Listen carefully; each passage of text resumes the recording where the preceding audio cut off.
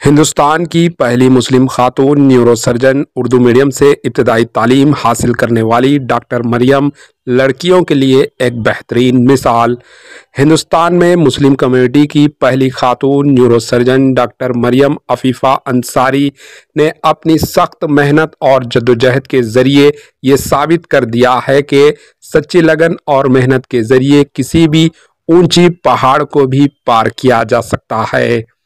مریم عفیفہ انصاری کا بچپن سے ہی خواب تھا کہ وہ ڈاکٹر بنے۔ انہوں نے سال 2020 میں نیٹ امتحان میں 137واں رینک حاصل کیا۔ مریم نے اپنی ابتدائی تعلیم مالیگاؤں کے ایک اردو میڈیم اسکول میں مکمل کی۔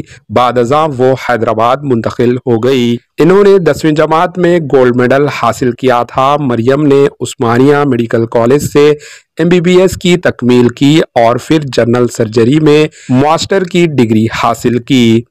انہوں نے MBBS کورس کے دوران 5 گولڈ میڈل حاصل کیے۔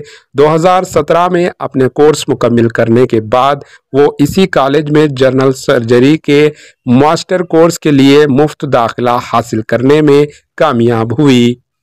2019 میں انہوں نے انگلینڈ کے رائل کالج آف سرجن سے اپنے پوسٹ گریجویٹ ڈگری MRCS مکمل کی۔ 2020 میں اس نے ڈپلومہ آف نیشنل بورڈ کا کورس کیا۔ یہ ایک خصوصی پوسٹ گریجویٹ ڈگری ہے جو ہندوستان میں ماہر ڈاکٹروں کو دی جاتی ہے۔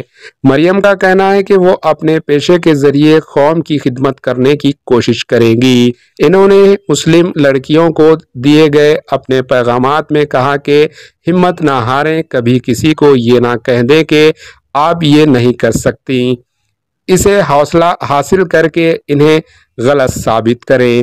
مریم کے والد ٹیچر ہیں۔ انہیں اپنی بیٹی پر فخر ہے۔ ڈاکٹر مریم عفیفہ انصاری ہندوستان کی نوجوان نسل اور خاص طور پر لڑکیوں کے لیے ایک تحریک ہیں۔ Bureau report, AHN news.